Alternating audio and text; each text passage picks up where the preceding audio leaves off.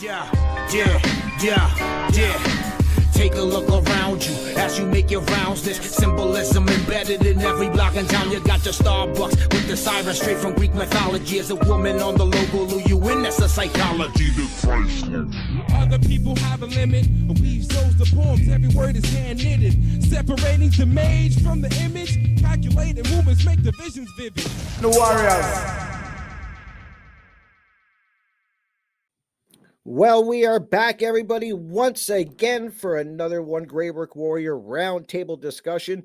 This is going to be a very, actually, interesting conversation, one that I've been looking forward to. But before we do that, I just wanted to take a quick second to let everybody know that's, beginning tomorrow, it is the first of its kind, the Sound Path to Freedom Music Festival. So please, guys, go check it out. I'm going to let you know right where you got to go. The website you want to go to is www.soundpath.org.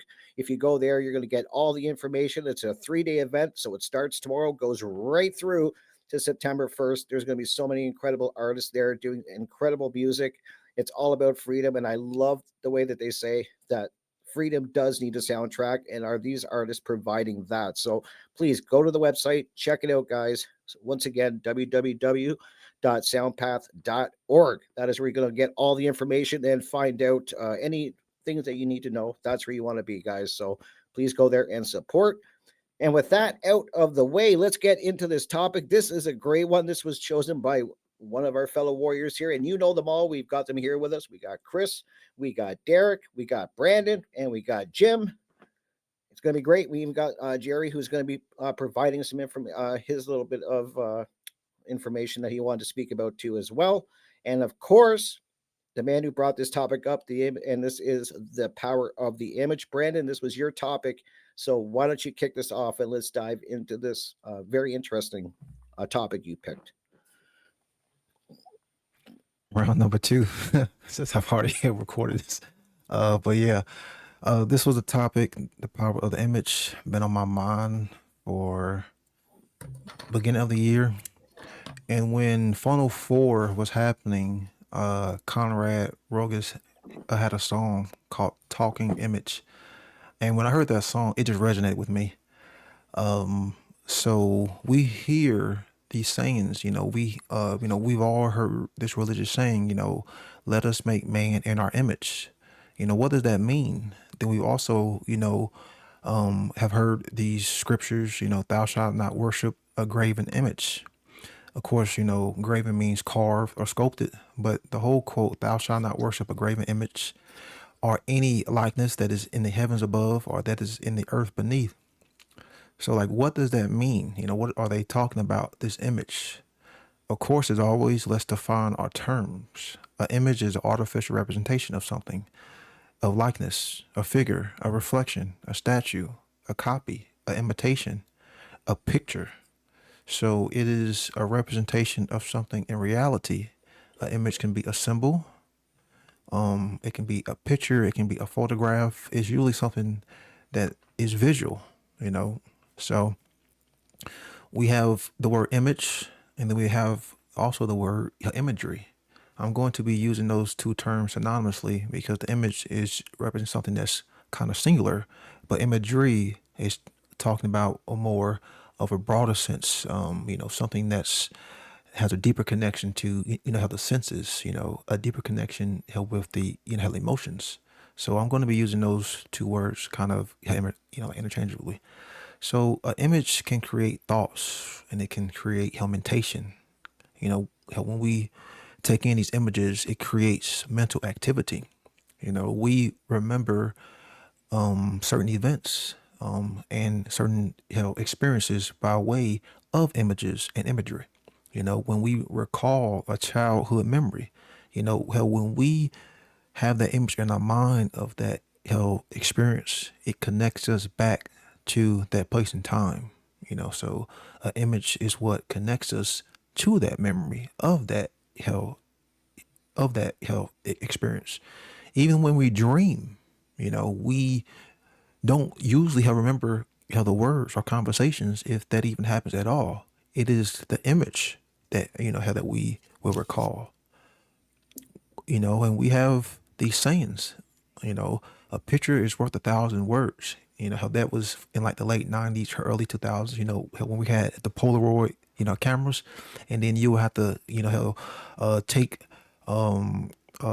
the shit to, how the CVS or Kroger to get the pictures, developed, because hell again those images create helmentation, and there's so many thoughts that are created within the mind, so many different words, so many different concepts, so many different ideas that will come up with just one image. And a lot of times we may not be able to describe a certain thing, we may not be able to describe a certain experience, we may not be able to describe in detail how we feel, hell about something, but we can use that image as a symbolic representation, for a deeper understanding of what we are trying to say, what we are feeling, and how we are trying to express ourselves. So that's why the image is a powerful tool, because it is a means of communication and also a means of how we express things, of how we express ourselves, how we communicate and express things to others, and how we, communicate and express things in reality. So, imagery in and of itself, it helps penetrate the right hemisphere of the brain, where creativity lies, where art, the imagination, and our expressions lie dormant. And I say lie dormant because we all have that potentiality. It just has to be tapped into. It has to be awakened. And imagery is one of those powerful tools that can help us, if we are kind of lax in our creative, artistic, musical side. How just like symbolism can, well, that would fall under like imagery, being able to tap into that creative mindset, because images are a part of our lives. We've had images for a very long time. When we had the myths and the storytellers, you would have the orators who were the wordsmiths, who would use the words to convey images in the youth's mind, and like into the listeners' minds. Then as time progresses, we started to carve things. We started to carve things on stone. We started to carve things on wood to depict these images. Then we would start to sculpt images. We would mold things with clay. And now we project images. So images have been here since the dawn of mankind. And another tool that images helps us do, it helps us recognize patterns and make sense of her reality. So how images can help shape and sculpt our worldviews and how we visualize ourselves and see those, hell around us. How images are a means of us to connect, just like most of the creative outlets are, just like music is a means of us to connect, just like art is the means for us to connect. Imagery is another means for us to connect. And as many, I'm sorry, and connecting with others, connecting to past experiences, connecting to reality itself.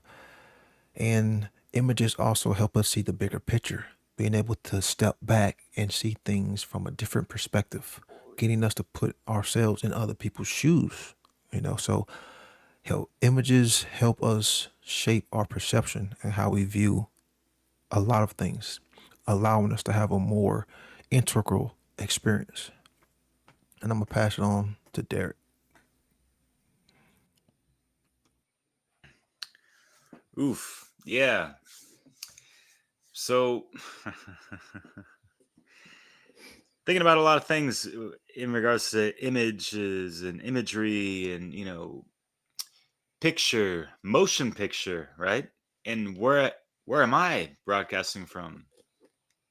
La Ciotat.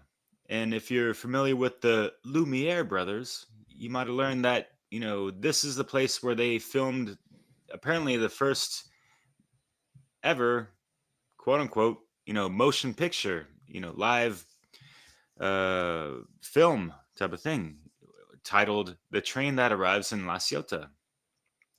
Le train qui arrive à La Ciotat. Mais oui, les amis, in the place to be. And yeah, it's just interesting feeling some inspiration from that history, being out here for, geez, like 8 years now. Um, it's cool. And yeah, this place is so picturesque and like you paint a perfect picture like Bob Ross or someone. Like, how can you emulate nature to such a perfect degree? And yeah, Brandon, I hear what you're saying with the definition of these things and how it's like we're making a copy of what's already there in a sense, yet how much of that is, what is it, the simulacra or the simulation of something that of the original, right? And we see though that being manipulated beyond belief against us, right? In regards to twisting our perspectives and worldviews, right? Because that's so important, right? uh, One's perspective in their worldview.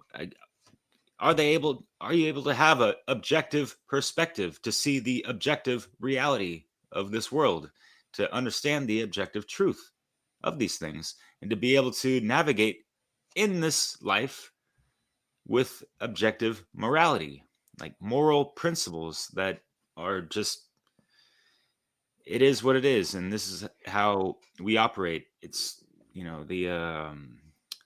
the input output cause and effect aspects of, you know nature, the cosmos. So when we see all the abundance of, what our eyes can behold, right, it's it's so beautiful. And I'm thinking about, perspectives in so many different ways, and like the angles of how you see things, right? I picked a image where there's like a waterfall, but then there's like, the water's, flowing over the rocks. And if you put your head down to the ground, like from an ant's perspective, you see there's all types of waterfalls, like any kind of rock. When water's, flowing over it, that's a waterfall, right? It's not just this one big thing over a mountaintop that, you know what I mean, that we have this um, general idea of, right? So, and I see that also, and thinking about this, I had a chat with someone years ago of just like, yeah, man, like I sent him, or he commented on the picture of, a view I had from my apartment with the sky and some of the clouds and this and that. It's like, oh yeah, you see those clouds, and yeah, yeah, yeah. It's like, yeah, I can see that. But imagine if you're like even like 50 meters to the left of where I'm placed at, you're not going to see the same type of cloud formations. They're going to be a little bit different. Take it, 100 meters, a mile, a kilometer away. It's going to be different as far as, your perspective of these things. 306 degrees, right? So, yeah, it's just a lot of stuff to consider. And was there 360 degrees up in Plato's cave, by the way? And by the way, have you heard about Plato's rave? Just Chris in the house. I just want to throw in some wordplay before you went. So yeah, the perspective, like seeing the forest through the trees and all this stuff, being able to see the whole picture. Like, how many pieces to the puzzle do you carry, right? And are they the proper, untainted, undistorted pieces to the puzzle, right? No one really seems to have all the pieces, and we just have to deal with it. It seems like it's like this paradox, right? We want to align to objective truth and all these things as much as possible, yet there's so many anomalies out there sometimes, and like all the psyops and overlays and all this other shit, right? So speaking of overlays, you know, yeah, the simulacra simulation. That's an interesting book by Jean-Pierre. I forget his last name. Baudrillard, I think. That was inspired. That inspired some of the writing of The Matrix, at least from the Wachowskis' point. But anyways, so yeah, just to finish this off, like we have an image. It could be something that we create, yes, and we get to see it. It's something to behold, bestow, right? We got our talismans, our logos, our emblems, badges. It could be coat of arms, family sigils, tattoos. It's embedded in architecture, you know. And what do we have in modern times? The modernity of these things. It's like a degradation of the beauty of the image of uh, the reflection of, you know, finish with this, as far as human beings, and yeah, it's, you know, slathered on in religious sentiments, but God created man in his image, and this and that, and we have so many statues since antiquity that depict that, and they were arts and crafts of beauty, and it was just not to be sexual or this and that. Even if there was nudity and that kind of stuff, it was just, this is the apex of creation, man, the quintessential being, right? Are we holding them high as we did in the past? I don't think so as much as today. Things are watered down and modernized, and unfortunately just, yeah, like oversaturated and all this mess, and we have the digitality of things. But anyways, Jim, how you doing over there on the East Coast, man? All right. Thanks, Derek. Yeah, thank you Um, guys.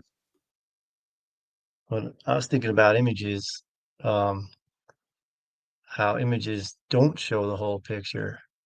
And like now when we have these social media apps, and even I'm like doing it, like you're able to crop out the stuff that you don't want people to see and frame the picture so it looks, the best and edit it and do all these filters and it's kind of distorting the truth of or trying to make it look better.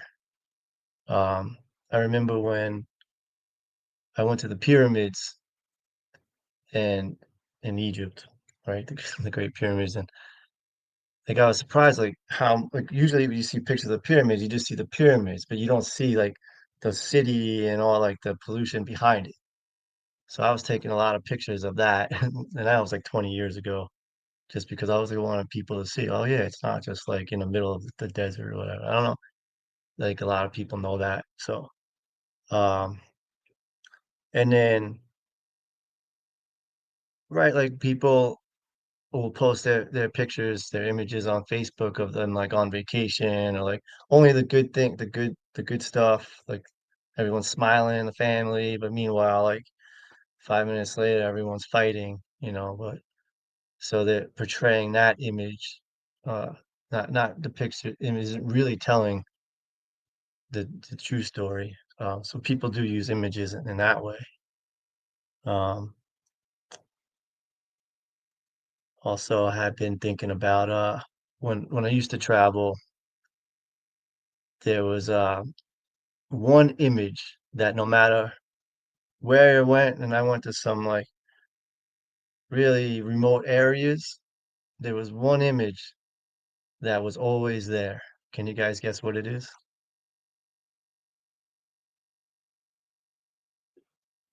Mm, All right, Jesus. guess The sun.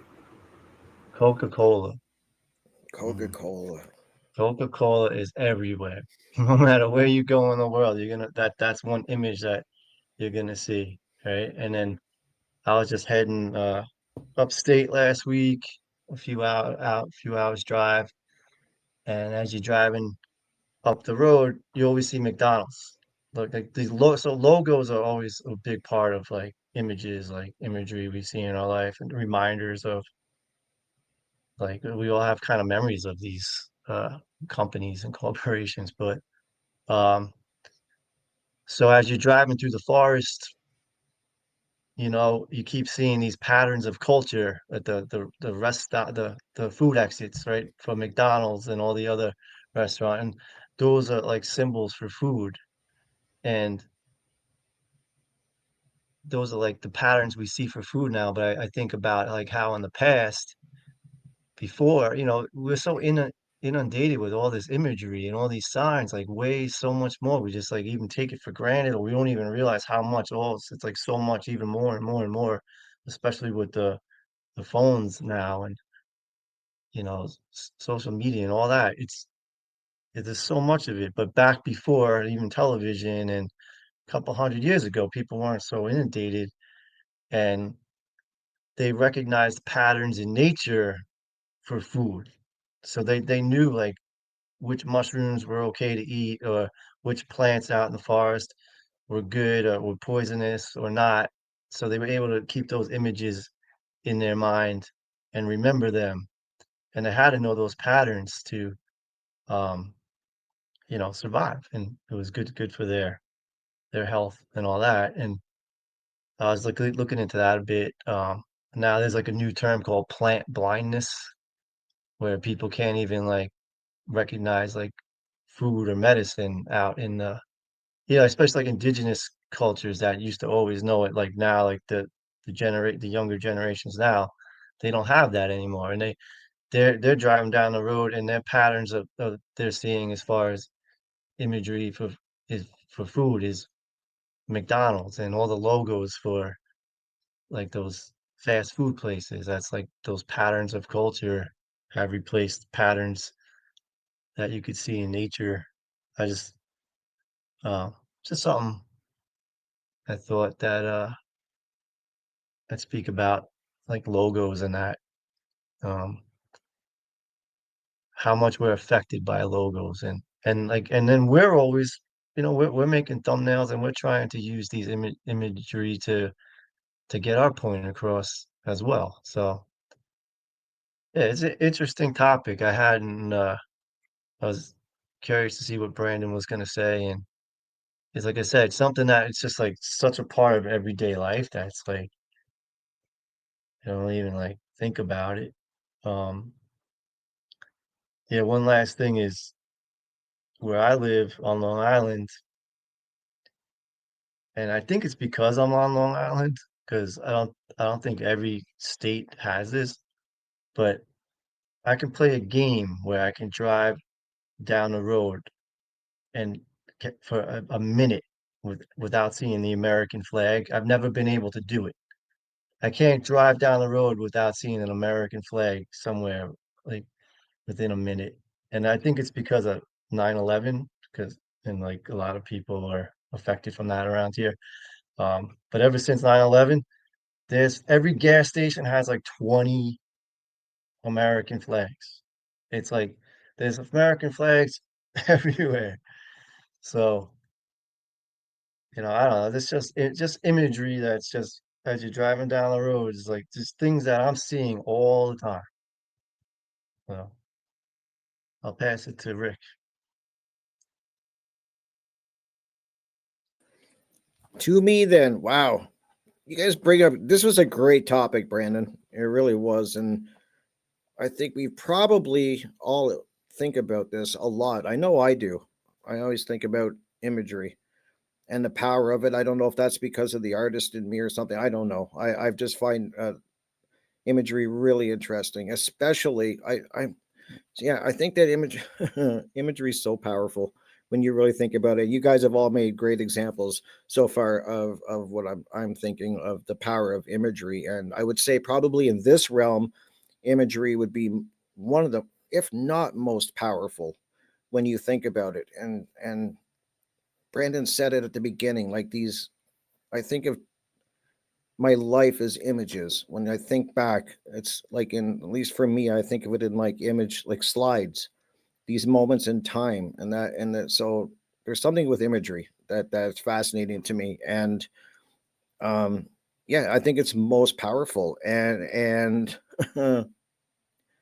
geez, I just and how I know it's most powerful in this realm is because they wouldn't be spending the billions and billions of dollars every year on manipulating and putting images out for so many different things. And when I think about imagery, Jim brought it up perfectly with these symbols and stuff like that. I have to say, Jim, that you're bringing up the flag, and I think every country is kind of like that. The Americans are really big with the flag, but I have to say, here in Canada, I was just been noticing over the last probably 6, 7 months, kind of like when you brought it to my attention in one of our discussions, we were talking about like, the flag image. And I said, in Canada, I don't see a ton of people with flags in their properties and stuff, but that's changing. That really is. Like now, even in my own neighborhood, I'm seeing Canadian flags everywhere. It's really something that's growing here. At least in my area of Canada, it wasn't a big thing, but it's definitely happening. And that's a powerful image. Your flag, the flag of your country. Think about that alone. And I just think that, yeah, the power, they wouldn't spend the money that they do on imagery and getting it out there, and with all these different logos. And you can just, like, all of us can name logos that if you just see it, they've done such a great job of getting that image out there. And you got, like, you got McDonald's, you got, name it, McDonald's, you got what, Starbucks, you got Coca-Cola, as Jim said. All of these brands, these images, they're so ingrained into it. And geez, it's just, and I'm also not just imagery, but when I think of imagery, I think of also like sigils, and that was brought up as well, in symbols and the symbology and stuff like that. And what I'm really fascinated about, always happened, is the occulted imagery that's out there, like to me, the social engineers, to me, I always say it's like their language. They really do speak in symbols and imagery, and because it tells so much, I think, these images. And if you know how to read it, you can kind of, you learn about it, you can start to see this hidden language that I think they communicate with. And I think of, geez, I think this is such a big topic. They can come at from so many different angles. And I'm trying to stay kind of focused on it, and just, but when I think of like some of the images that are really powerful, like what comes to mind, like that can be, that are this manipulation, I think of like a pentagram. You know what I mean? You have the pentagram, but then you also have how it is, they can invert it and it means something totally different. I think of the cross is another one. How this inversion, where you have the cross and then inverted. And then I've even had a discussion with somebody earlier about the Starbucks logo. Apparently, if you flip that, you get some kind of weird imagery out of it and stuff. So I think that goes on. That happens with a lot of the logos out there. They have this hidden meaning if you understand the language in the symbology and in this imagery. And geez, I don't. I'll save that for the second go around. I was going to kind of touch on something, but yeah, I think I'll leave it with Supposedly that Starbucks, it's like the aquarian fish people, and if you look at it, she looks like a mermaid spreading her legs. If you ever want to try looking at that Starbucks symbol in a different way, I would check out Freeman Fly's work on that.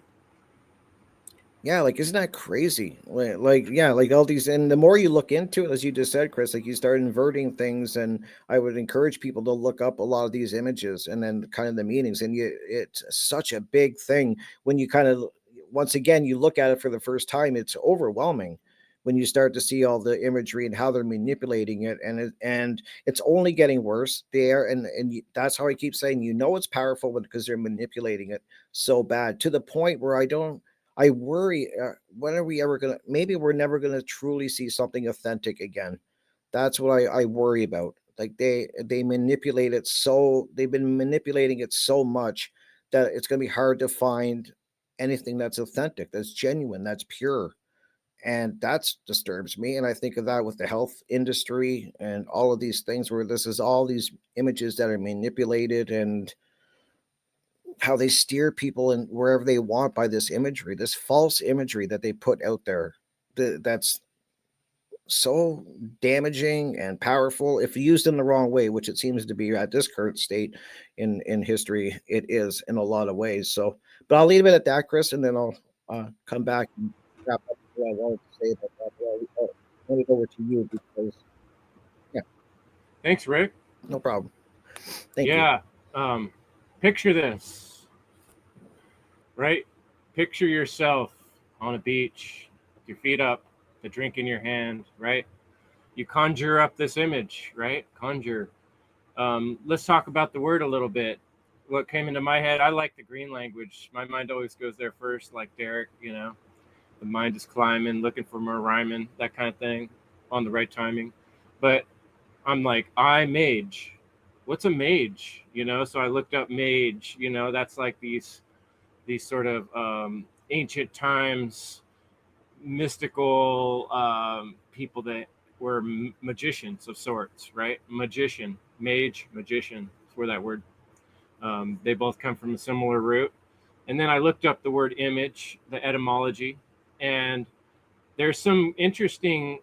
If you look through, I like Etym Online because they'll give you a series of ways of looking at it. Latin imaginem is described as copy, imitation, likeness, statue, or picture. Also, phantom, ghost, apparition, which kind of gives that different flavor, like the mage, right? A projection. Idea, appearance is figuratively. But imitari, the stem, means to copy or imitate, as has been discussed. So I thought to myself of almost like the way our shadow is left on the ground when the sun, you could say, is the shadow real? Yeah, it's just as real as you are, but it's definitely not the same thing as you are.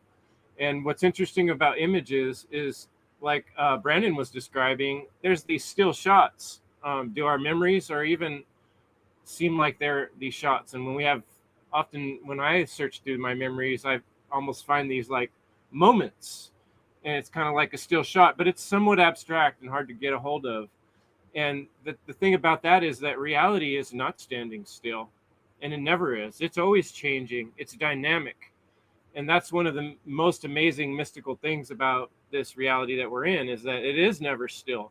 So an image, in a way, when you think about it, is always it's an impression, but it's not the thing. It's like your foot goes into the ground and it leaves this impression. It's not your foot, it's the impression of your foot.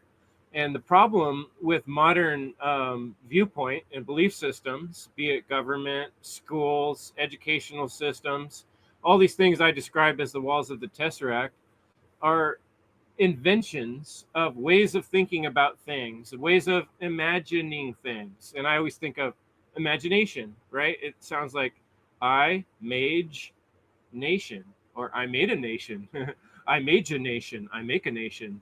There's all these different ways to think about it, but in a way, we're all collectively projecting what we think should be, and we're getting this result, right? And as been described very eloquently by Mark Passio on whatonearthishappening.com, the way manifestation really happens in this realm that we're in is things start in the realm of non-physical realm, thoughts and ideas, and then when they begin, when an idea becomes a thought process and then a plan, it can be manifest into the real world.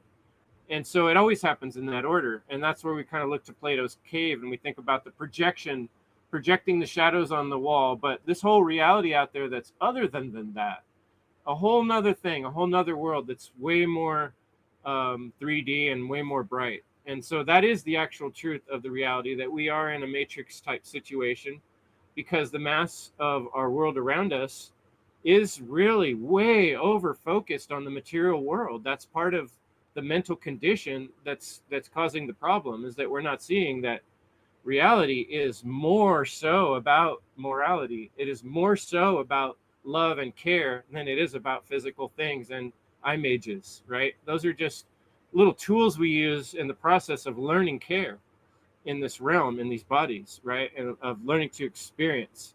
And so, it just brought to mind too, like, remember in Crocodile Dundee, and he talks with the Aborigines, and he's like, I'm on a dream, he's going on a dream trip, right? They call it dreaming, right? And if you look that up, that is not just Aboriginals. People who live close to the land have many different practices that are forms of bringing about this dream-like state of mind through drumming, through shaman practices, to sort of get in touch with nature and reality and dream even stories from past generations and retell stories. I think this is a more positive way to use our imagination. We work together and share the stories of our past generations. And when, the guy got killed by the lion because the moon was going down, and that passes on a lesson to the next generation, and they're thinking about it, and it's stories about grandfather, and you know what I mean? We're all tied in, we're all integrated like the tree of life. But our modern world, everything's all cut up in these belief systems, and you can just watch images all day, left and right, every side of your cube, and none of them are the real thing. None of them are the dynamic, real, moving energy that is life, that is reality. They're just pictures, and they're still.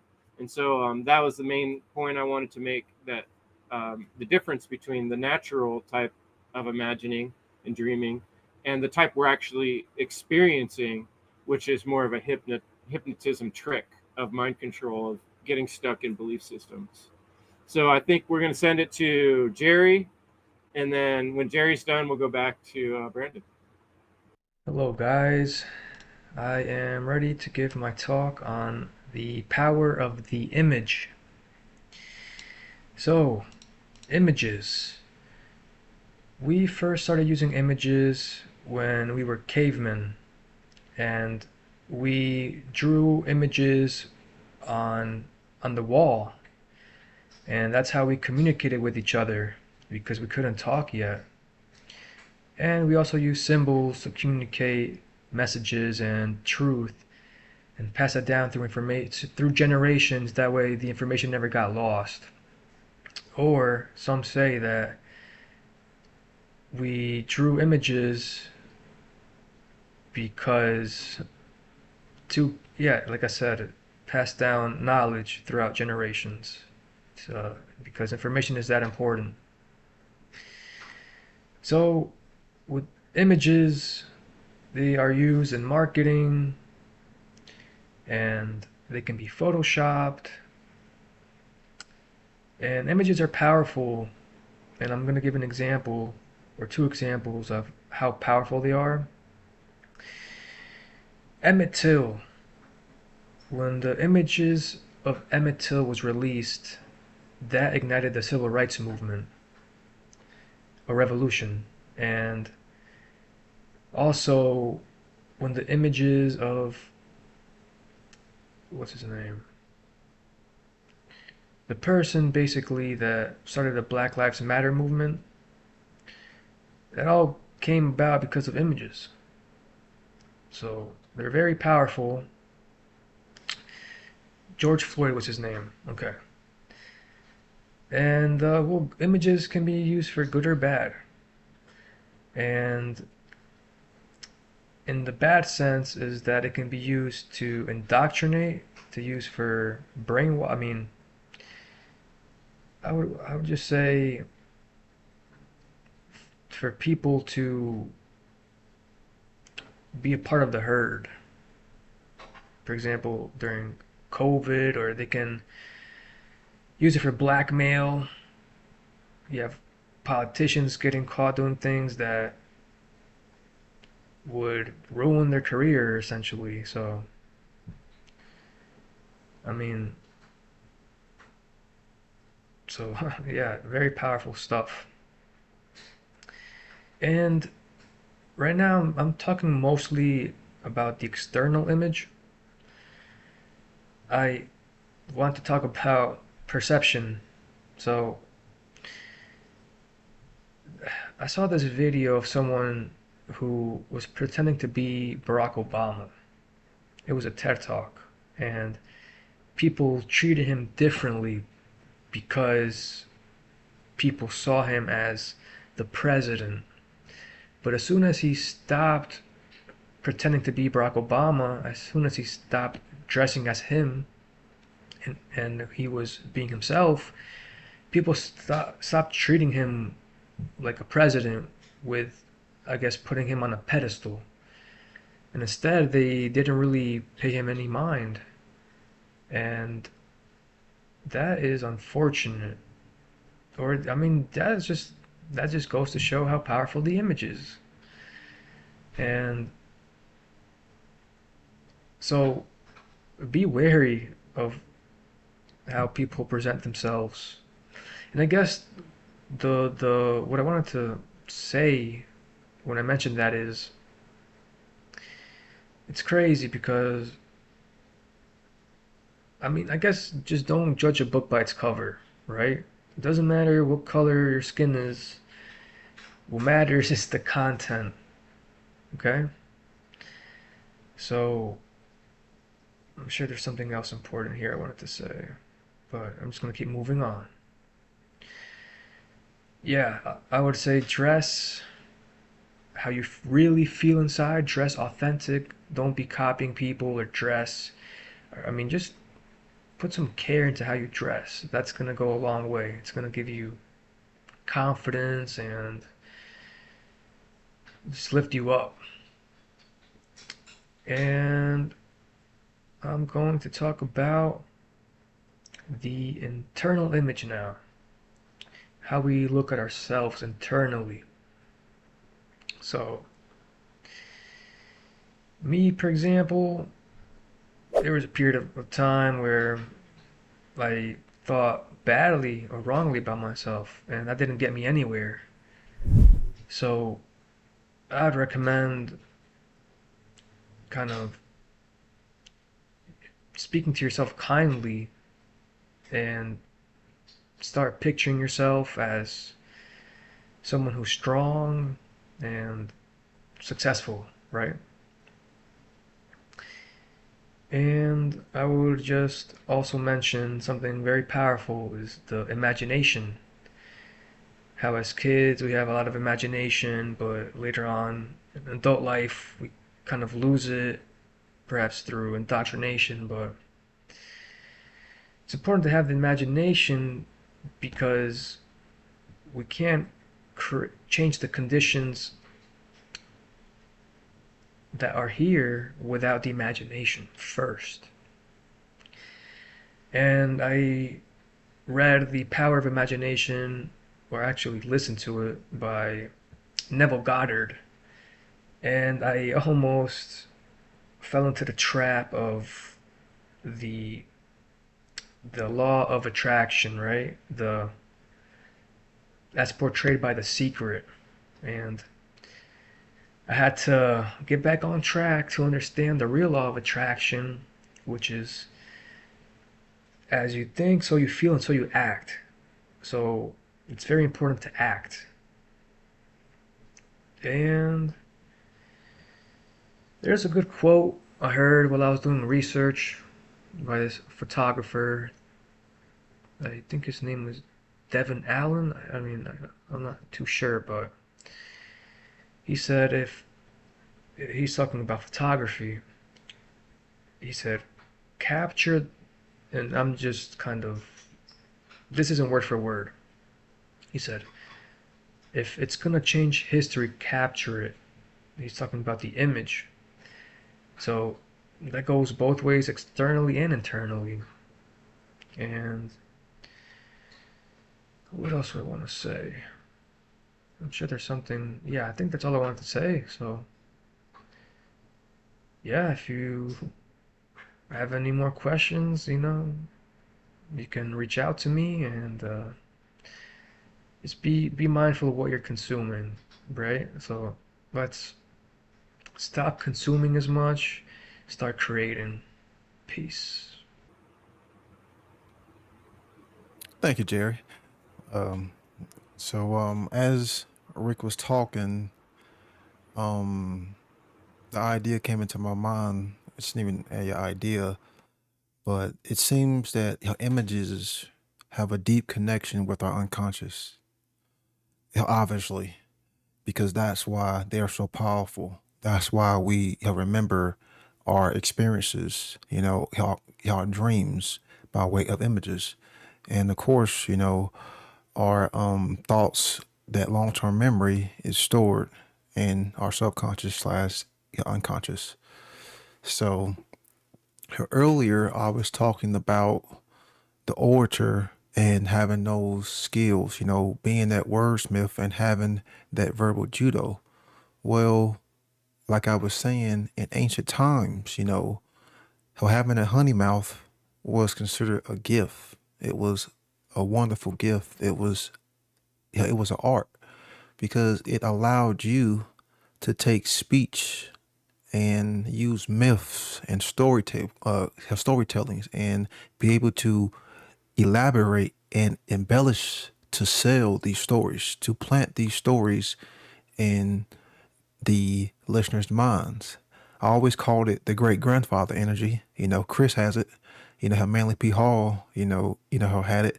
Being able to talk about these stories and these allegories so that the listener can see these stories, can see the characters, can see the scenes, can see and visualize these scenarios to where they actually feel as though they're engaged in the story. They're actually engaged in the myth. Just as though, you had the scribbler, the poet who could write these words down on paper in such a fantastic way that the reader is envisioning these poems, envisioning these hell scenarios. All the great poets of old had these skills, all the great writers, all the great orators. And one of the greatest inventions of all times, and I would say possibly behind the internet, and I would say this is possibly would go down as one of the top three inventions of all times, which most people don't even talk about it that much, is the magic lantern. Laterna Magica, the image projector.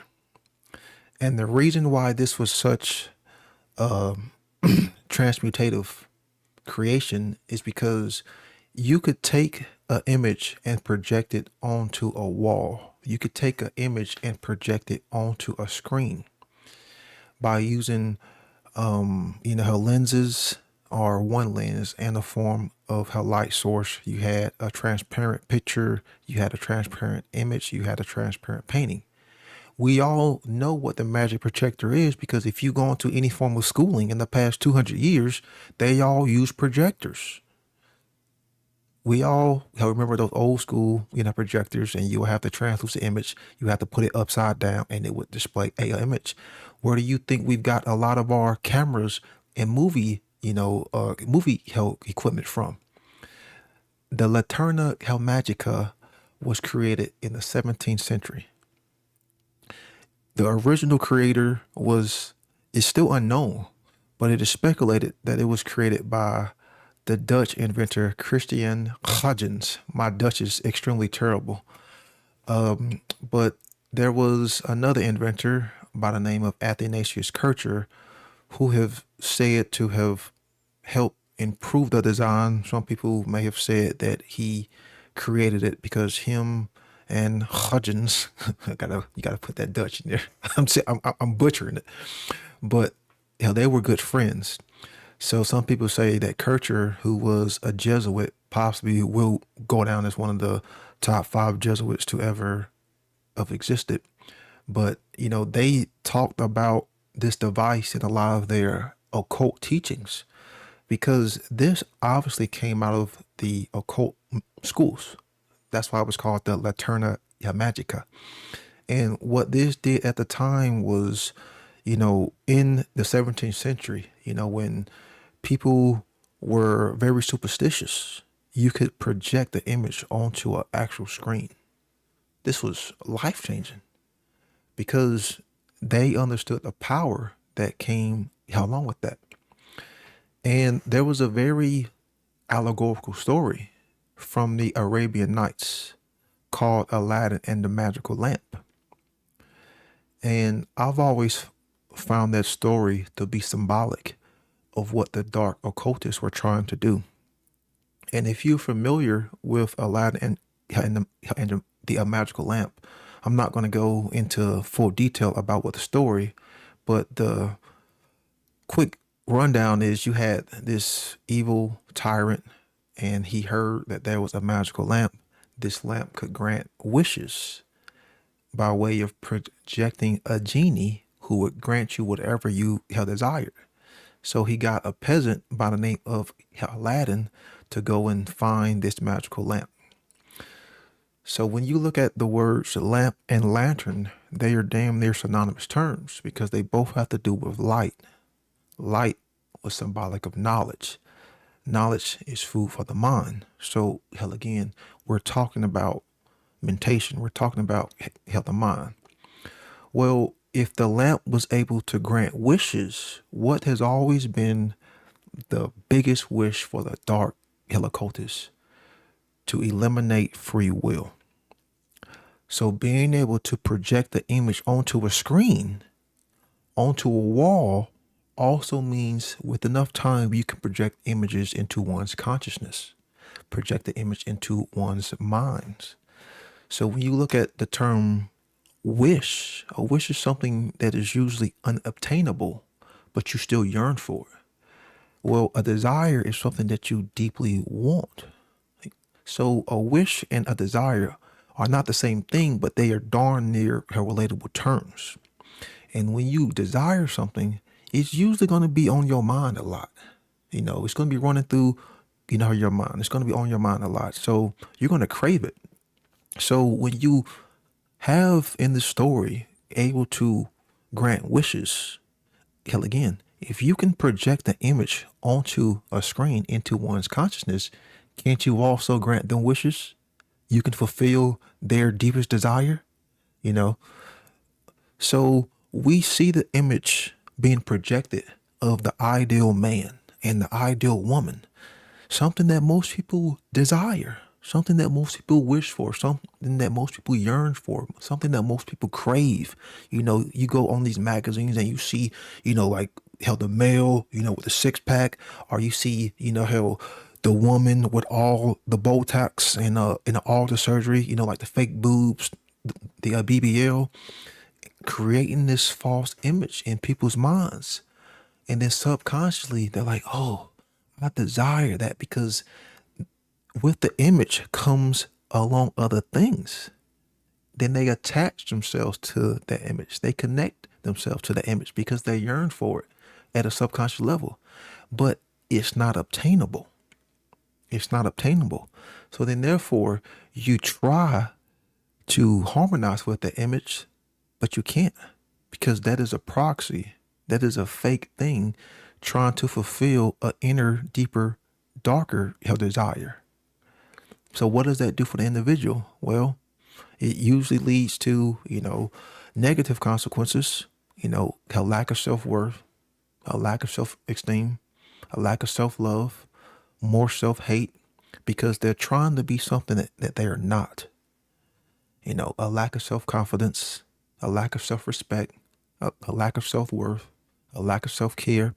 And these images are projected largely toward children, largely toward young little girls who are still, developing, who are still growing, who are still trying to understand things into reality. But again, that magic lamp can grant you that wish, can grant you that desire. But there's always a catch. There's always a catch. Then that young mindset sees this image and they're like, oh, I want to be like that. Oh, that is me. That could be me, because I'll get all the likes. I'll get all the validation. All the guys will talk to me. All the girls will talk to me. I'll get all the views. Then you go and try and imitate and be that, and you fail. That's why I say Laterna Magica has been one of the greatest inventions ever known to man, because these images that we are seeing are being directly projected into our consciousness now, at the level to where we have people who are surrounding themselves by these images, to where they have created a matrix-like scenario where they can't even tell the difference between what's true and what's false, because the images are all around us at such a degree that's even worse than it was 20 years ago. Think about it. During September 11th, like Jim talked about, we kept getting flashed with certain images. Bam, bam, bam, had repetition. Traumatic like images. That was back then. Now we have images at the access of our fingertips. Hell, I bet you can go a day and you see over 1,000 images. Hell, the average person, because they're everywhere. So what images are we taking into our consciousness? Are we taking positive images that can uplift, that can change and influence, our behavior, that can influence and inspire our consciousness toward freedom, toward morality, toward the goals that we say we want? Or are we taking in negative, violent, hypersexualized, toxic form of imagery? The whole TikTok shorts, images that don't lead to what we say we want. Again, all of this stuff matters because we have to pay attention to what we take into our consciousness, because all the information that we take into our mind is food for the mind. Just as though we can eat healthy food and take in healthy forms of images and healthy symbols, we can also take in negative or detrimental forms of, symbols, of pictures, of, images. So it all begins with a choice, because if we don't use these images correctly, then we will misuse, then next we will kill abuse. Because there's no such thing as, like, the image in and of itself isn't good or bad. Like, imagery isn't good or bad. It's what we choose to do with those images, because we can still learn from some of those traumatic, negative images to a degree, but we shouldn't have them flash, like how in our minds 24/7. That's why when you watch all of those Hollywood videos when they're talking hell about mind control, what's one way that they take a normal individual and they turn them into that mind control slave? They flash them with all of these violent forms of imagery 24/7. Bam, bam, bam, bam, bam, bam, bam, in a repetitive like mindset. Because again, there is a deep connection with imagery and our unconscious.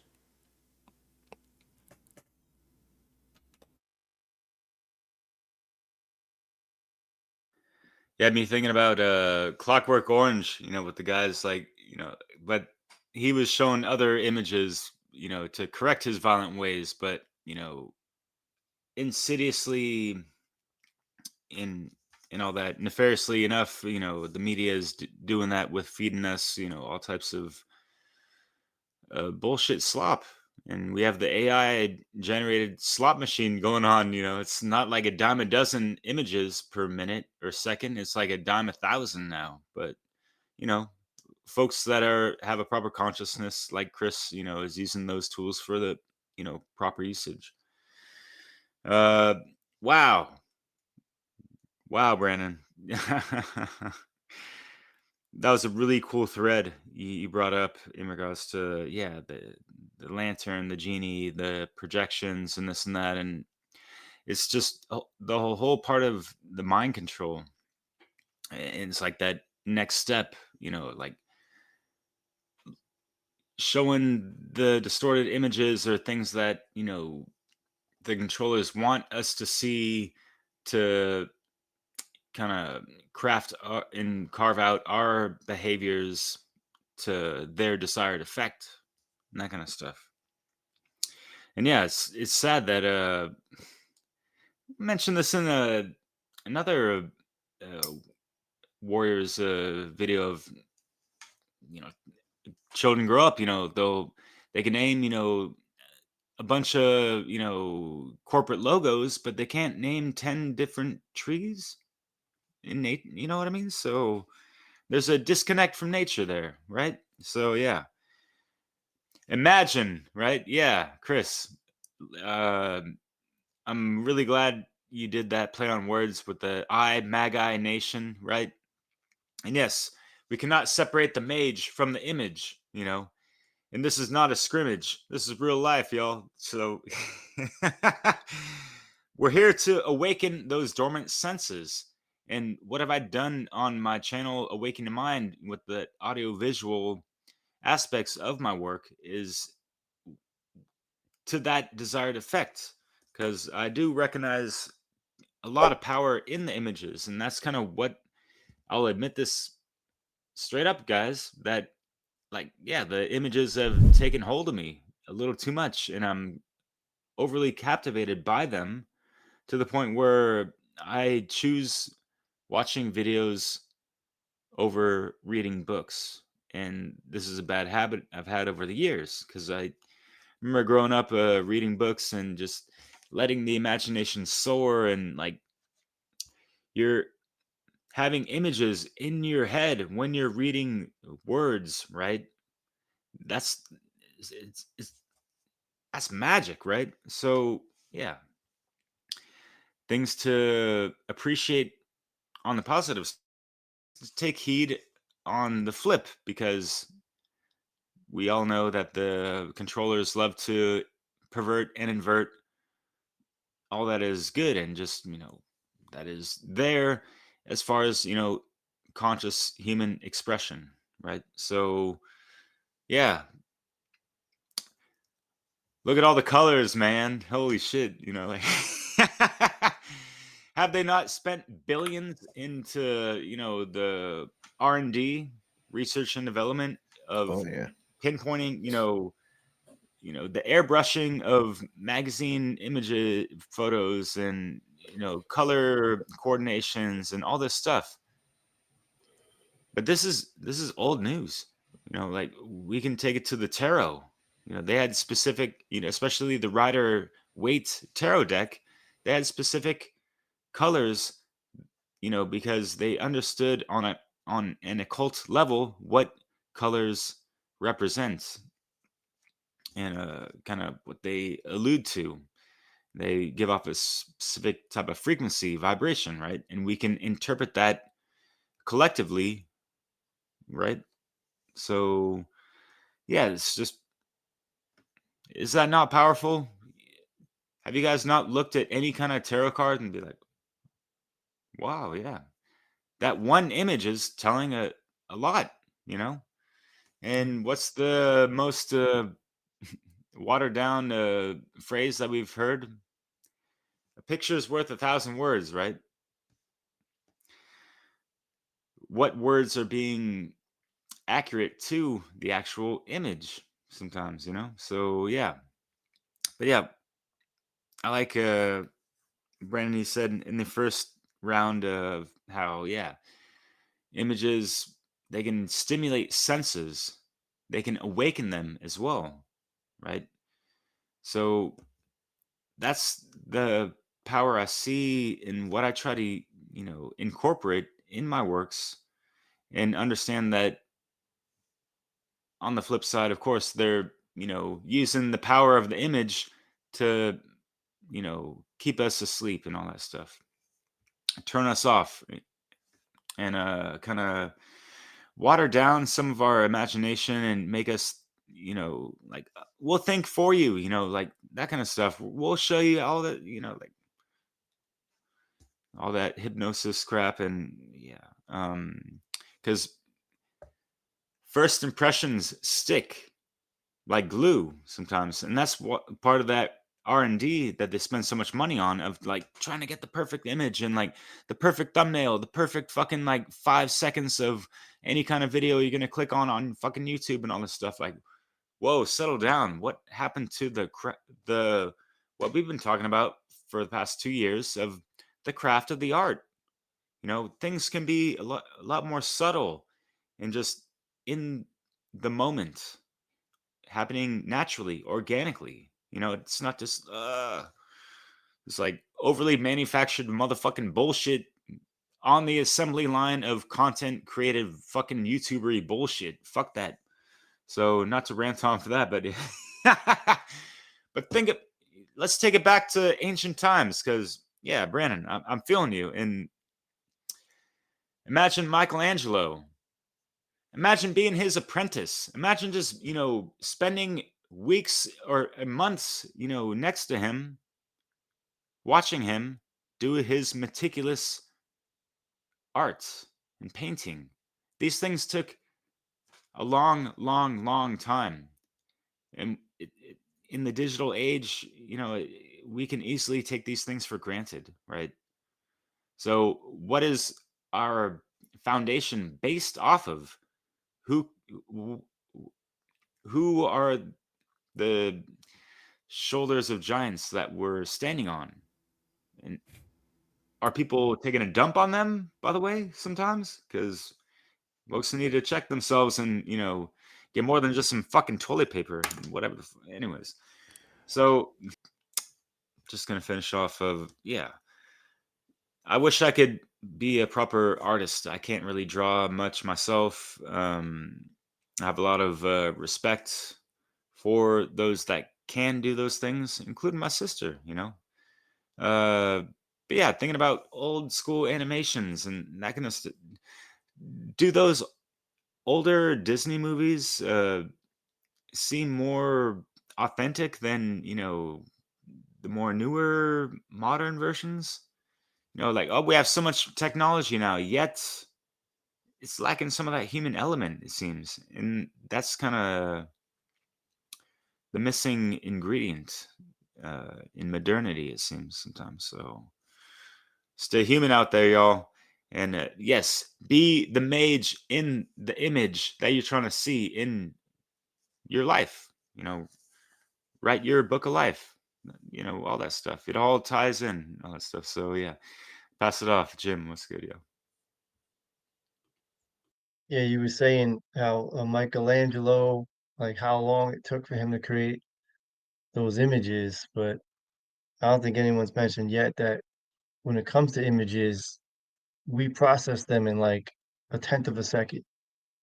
It's like so fast, and so many times people just see the image and they don't read the story that is alongside of it, right? And they're just getting that image, and most of the time when it comes to like the news, if you're seeing like a newspaper, it's projecting fear, right? And that's a big tactic that we all know about, we talk about. And yeah, it really gets me with I don't know like why I was lucky to realize or get the awareness of what like the mainstream media was doing. Like you start to see it for real, like all the fear and the images and the stories they're telling. And like I know like if I my mom, I could tell her that this is what they're doing, and she has no awareness of what's really going on with these images. And then the commercials come on for the pharmaceutical, and then they're showing like happy sick people. It's like uh you know what I mean, and playing like the well that music behind it too, which is another story. We've spoken about music as well. um but yeah, like to really have the awareness of what these images are capable of doing is I think that's a big part of why we're making this video, right? Is to create that awareness, get um so much of it is instantly fear. Like even if you don't want to see it, you're gonna see it. Like if you go into the convenience store or whatever, the gas station, and then the newspaper that's like right there as soon as you walk in, you see this shit, man. Like especially like the headlines in like the New York Post, it's like crazy. But uh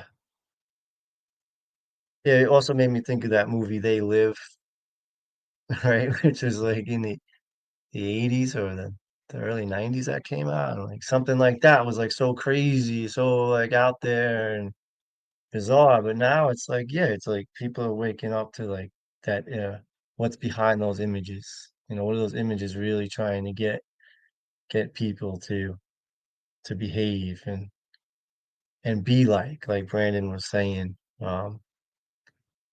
Right? It's getting people to behave and want to be a certain way. And yeah, there's not too much more. I think the main point of this is just how instantaneous those images can affect people, and people aren't going after like the whole story. It's just bam. And maybe most people think that Michelangelo was a teenage mutant ninja turtle these days. That's about it. But uh Rick, you're up, man.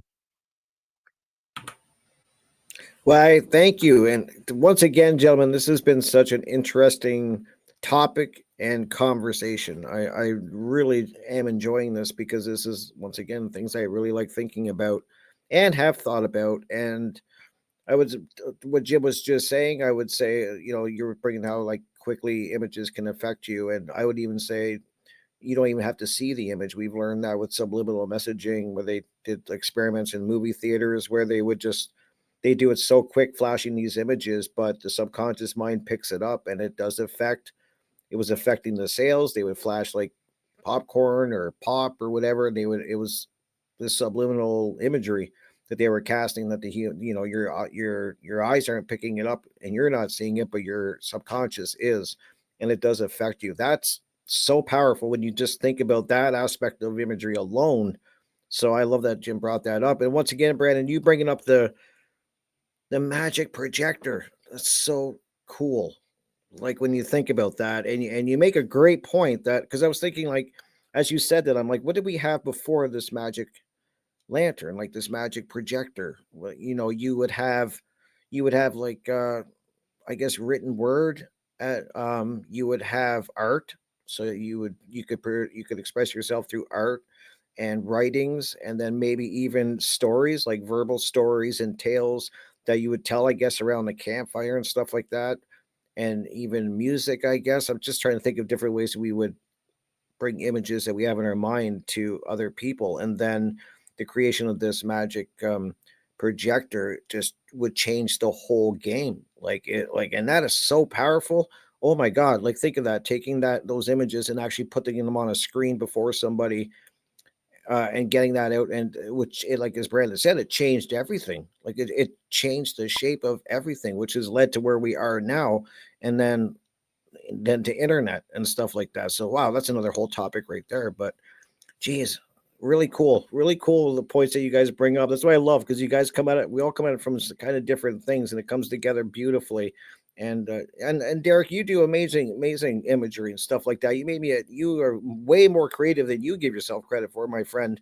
Oh my god, like the imagery, the thumbnails that you do, that's an art of you doing with mixing music like you do and bringing music to people and stuff like that. This is all very powerful, and this is all imagery as well. So I mean, my hat's off to you. I think you do a beautiful job at what you do. So I just want to say that, because you are an artist. I'd like to say, um, and geez, I'm trying to think how I want to land this. There's so very many ways you could go, but I would probably, and it was Brandon was saying, like with the imagery, what's really interesting that you brought up is that, what can they control with that? And I think Brandon said free will.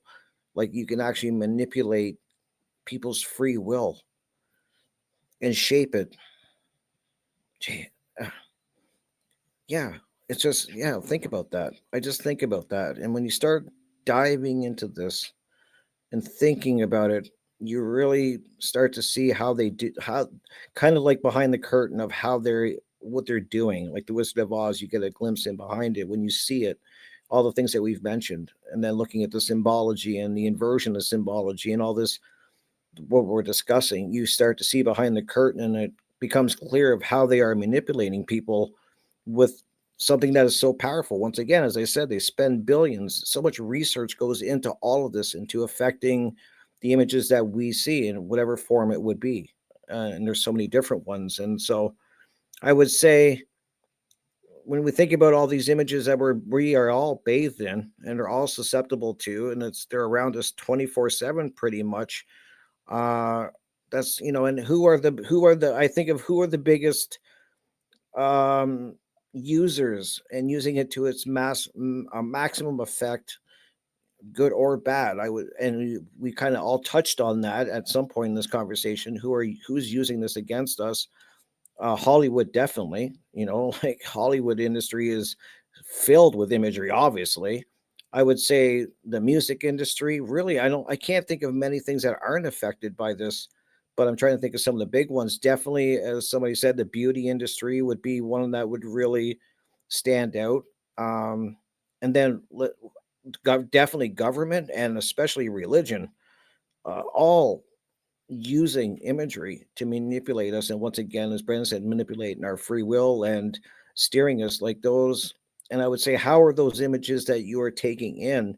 How are they?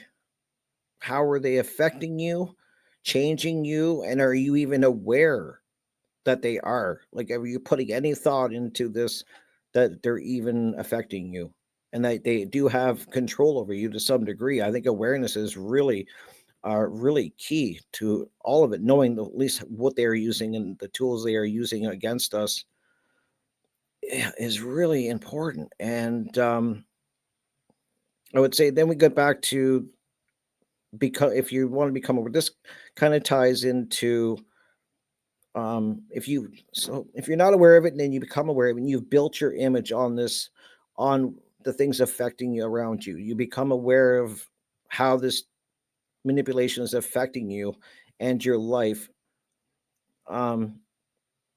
do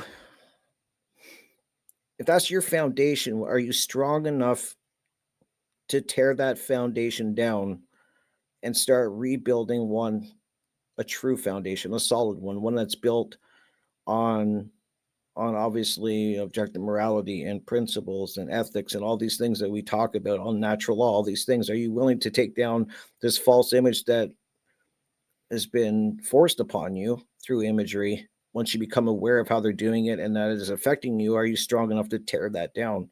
That's that's really a test, I think, and very interesting, because as you guys keep saying, we're all affected by it. And Derek said it too. That's, he used to read more and now he's affected more by watching things and the video format and stuff like that. So we're all me, all of us, we're all affected by this imagery. I don't know how you would not be.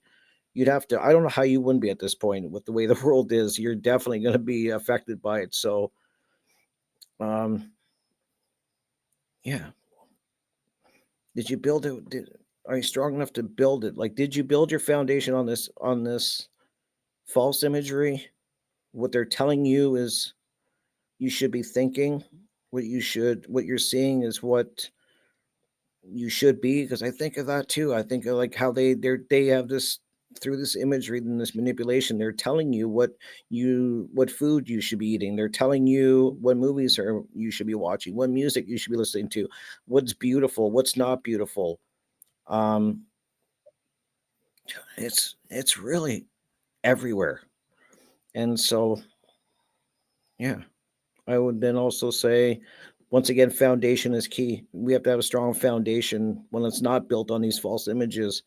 And I would call that, to wrap up what I want to say, I would say that this is part of your inner work, which we call shadow work. This is so important. Once you become aware of this, are you willing to do the hard work, the hard lifting, and tear that foundation down, that false foundation, and build one solid? I'll end with that. So I'll pass it to you, Chris.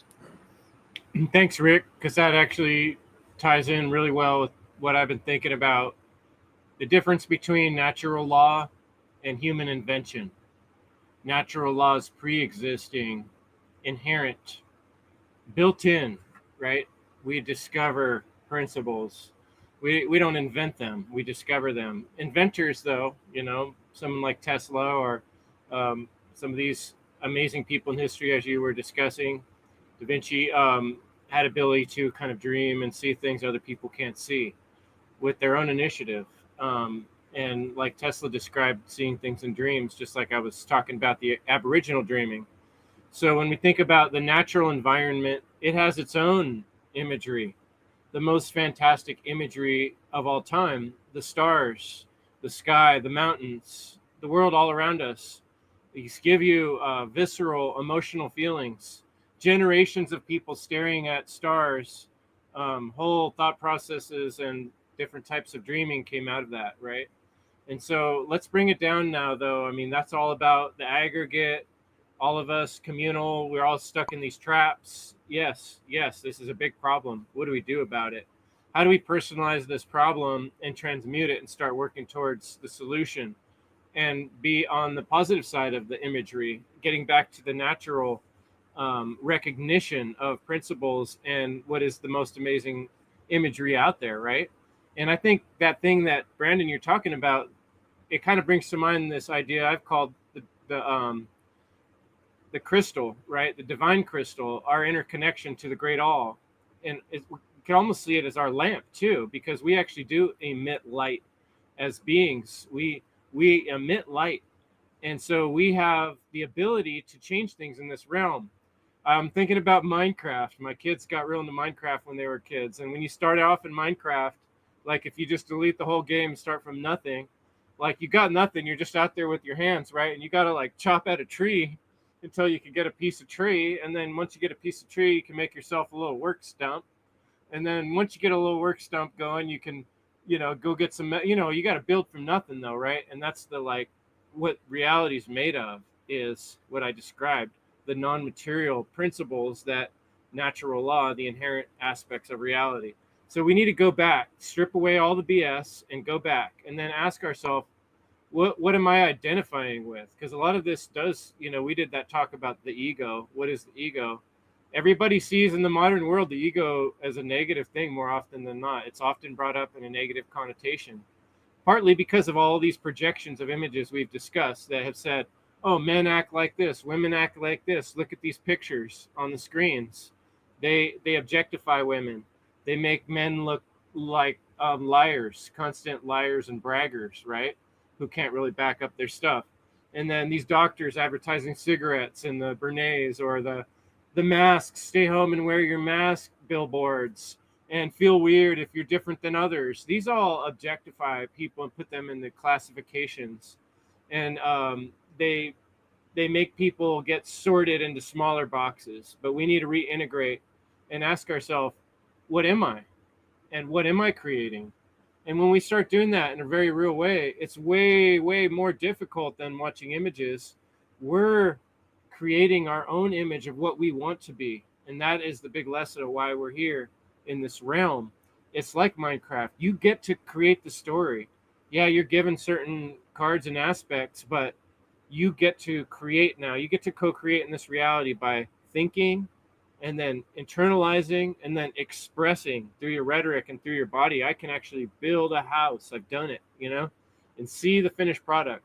So we can put things out in the world to make us feel like we're doing something productive, to make us feel like we're part of the natural flow of reality, rather than blocking it and stacking it in corners and looking at it through lenses that are not our own. So my challenge to you is take the initiative, find the positive side of your ego, initiate the change that you want to see in your life and in the world, and don't identify with all those stories they put on those computers and screens and visions and projections. You can see them. They're going to be flashing around in your head, but you don't have to follow the orders of them. You don't have to be that story. You can reconnect with your inner light and project what you think needs to happen in the world to make it better. And that's the kind of thing that we're projecting with what we do here on the One Great Work Warriors, what we do on the Freedom Under Natural Law conferences, which Ignite is coming up in February 21st and 22nd.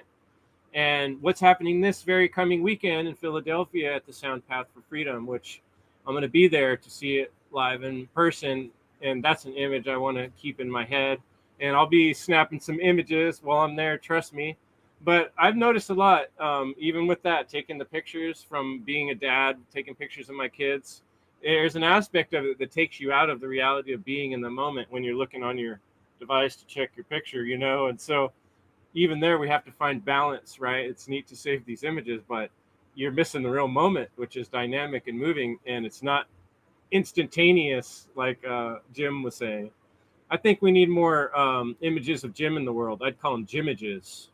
No, but Jim puts out a lot of good material, and so does Rick, like on his radio show, talking about good stuff constantly. Brandon, 24-hour live streaming every week, showing up with us, putting out images of the way that we want to see the world. Derek, hundreds and hundreds of videos of soundscapes, images of all types, imagination for us to dig into our emotions and feelings and find that what I'm talking about, that initiative we need to make the decision to do things that are right, that you're going to look back from another generation and be like, man, good thing that you did that. Okay, so that's my encouragement to listeners. Awesome. I think that's about it for tonight. It's been a fantastic conversation. I appreciate hearing all your inspiring words and even the parts that are hard to hear. Thanks for bringing them up, guys. Thanks for being warriors. Appreciate it. Yeah. Can I just add one thing, Chris? Is leave somebody with an image, because we're talking about image. I had to pick this up because it's called Liquid Death. Oh yeah. And I'm just like, what is going on with the image? Like, I mean, just think about that. I just want people to think about that. It's got a skull in the front. Of course, that's why I bought it, because I love anything with skulls. Go figure. But Liquid Death, and I'm just, that gets into the power of if words and if it imprints on things, all of that kind of stuff. But yeah, just wanted to bring up that image. And it's water, isn't it? It's Yeah, just it's just water. supposed to be water, but Yeah. funny how they call it Not liquid. exactly the Yeah. water of life. Yeah, Right? so I just Yeah, thought it was water really is life. interesting. Yeah, The I water remember of the first time I saw that, I was like, what the fuck Well, is they this? do, death cells, and so do titties. They hide the word sex in the ice. Have you seen that on the Yep. advertisement for the alcohol? And then the skulls turned out to be, people love it. We're fascinated with it because we're living fear-based lives, right? And that's why I'm saying we need to flip that script. Instead of leaving fear of this next image they're going to show us, live in the interfaith and trust that I know I'm going to be putting out some positive images to counteract that BS, So that's the current you want to flow in rather than getting blown away by their death bullshit. yeah, exactly. And well, liquid death. I think they claim that the reason they call it that is because they're trying to eliminate plastic water bottles and stuff like that. But then you find out if you do a little research that these cans are lined with plastic. So it's like they have their story of why they got the name, but I'm just who knows. I just thought Microplastics, anyone? exactly. I just thought it was really interesting to kind of show that at the end because we're just talking about imagery and um yeah, interesting. Great chat, guys. Much love, and we'll see you all next month for our next One Great Work Warriors episode. Thanks.